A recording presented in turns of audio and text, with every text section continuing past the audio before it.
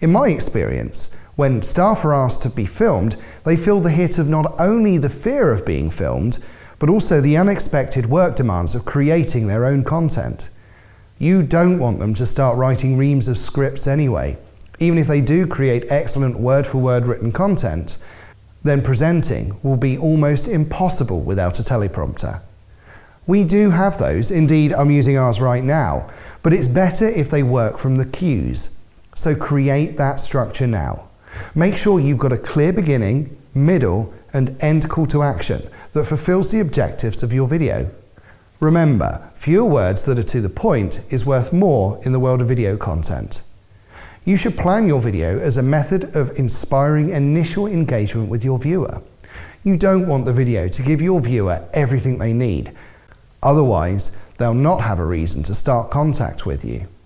And you need that contact to become aware of them and to bring them into your sales process. I've produced other classes on video content design and filming techniques, but these quick tips will help you get the buy-in of your colleagues. So how do you get your staff to confidently speak in your videos? Let's talk about how to write script prompts. Start by breaking the content you want down into bite-sized chunks with a simple structure page for the whole video. This lets your people know who's saying what and gives them a clear view of how they fit in. Then create simple bullet points for each featured person of what you want from them.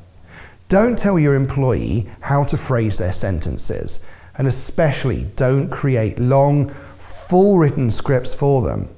That is the single biggest cause of retakes and discontent or walk-off with the people in front of the camera. Your staff already know the answers, after all. It's their field of expertise. So trust in their experience.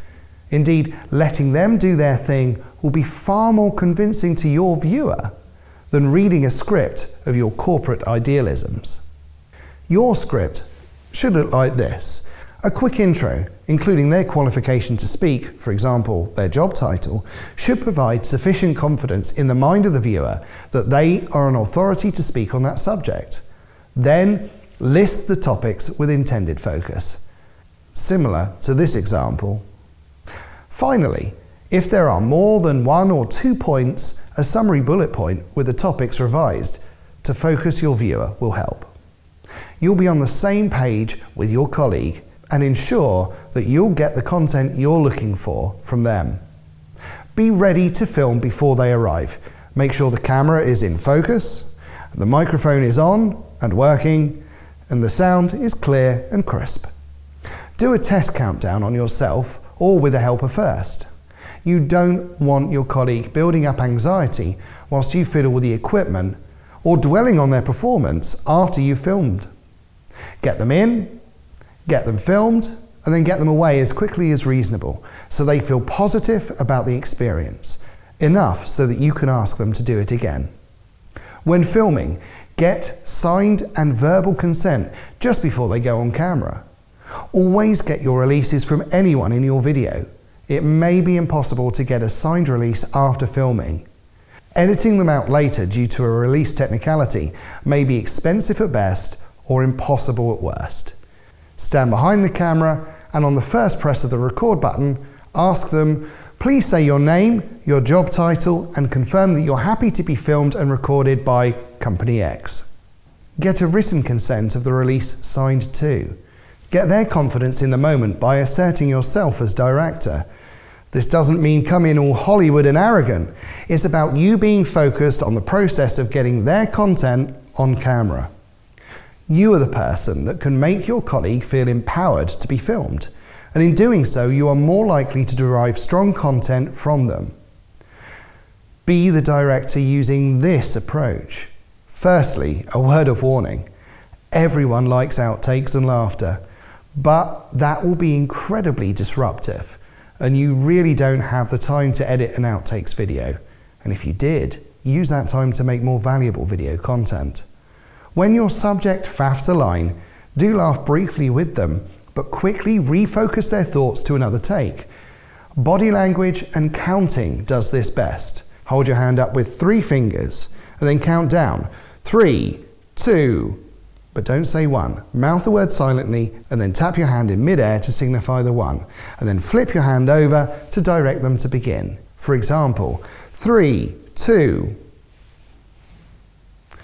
Your silence in those last 2 steps will communicate to your colleague that now is the time to be serious again and will help them focus.